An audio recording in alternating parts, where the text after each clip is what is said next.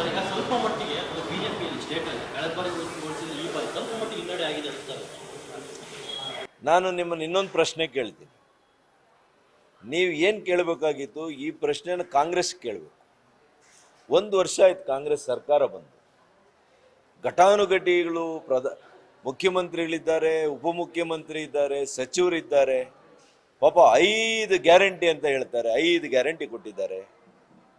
ಮಹಿಳೆಯರನ್ನು ಉದ್ಧಾರ ಮಾಡಿದ್ದೀವಿ ಅಂದವರೆ, ಪರಿಶಿಷ್ಟ ಜಾತಿ ಪರಿಶಿಷ್ಟ ಪಂಗಡದ ಎಲ್ಲ ಬಡವರನ್ನ ನಾವು ಉದ್ಧಾರ ಮಾಡಿದ್ದೀವಿ ಅಂತ ಹೇಳಿದರು. ರೈತರನ್ನ ಉದ್ಧಾರ ಮಾಡಿದ್ದೀವಿ ಅಂತಂದರು.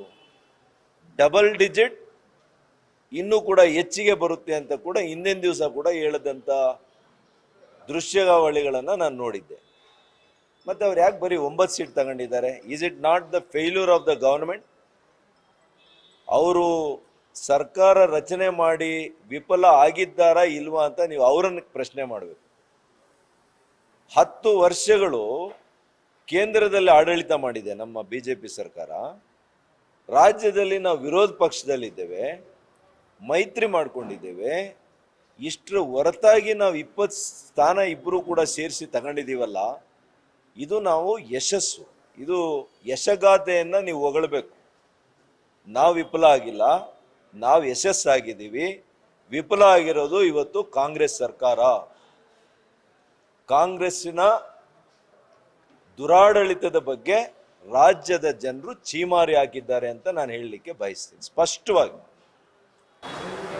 ಚಿಕ್ಕಬಳ್ಳಾಪುರದಲ್ಲಿ ಕಾರ್ಯಕರ್ತರ ಮೇಲೆ ಹಲ್ಲೆ ಆಗಿದೆ, ಬಿಜೆಪಿ ಕಾರ್ಯಕರ್ತರ ಮೇಲೆ. ಯಾಕೆ ತಿಳ್ಕೊಳ್ತೀನಿ. ನಾನೇನು ಗೊತ್ತಿಲ್ಲ, ನನಗೆ ತಾವು ಹೇಳ್ತಾ ಇರೋದೇ ಗೊತ್ತಿಲ್ಲ, ನಾನು ತಿಳ್ಕೊಳ್ತೀನಿ. ಈ ರೀತಿಯಲ್ಲಿ ಪುಂಡಾಟಿಕೆಗಳೆಲ್ಲ ಅಂದರೆ ಈ ಸರ್ಕಾರ ಬಂದ ಮೇಲೆ ನಾವು ನೋಡ್ತಾ ಇದ್ದೀವಿ, ಕಾನೂನು ಸುವ್ಯವಸ್ಥೆ ಸಂಪೂರ್ಣ ಹಾಳಾಗಿದೆ. ಆದರೆ ನಮ್ಮ ಕಾರ್ಯಕರ್ತರ ಮೇಲೆ ಏನಾದರೂ ಈ ರೀತಿಯಲ್ಲಿ ಯಾರಾದರೂ ರಾಜಕೀಯ ಕಾರಣಗಳಿಗೆ ಏನಾದರೂ ದುರುದ್ದೇಶದಿಂದ ಅವರನ್ನು ಗಲಾಟೆ ಮಾಡೋದಿದ್ರೆ ನಾವೇನು ಸುಮ್ಮನೆ ಕೂತ್ಕೊಳ್ಳೋದಿಲ್ಲ, ಅದಕ್ಕೆ ತಕ್ಕ ಶಾಸ್ತಿ ಮಾಡ್ತೇವೆ.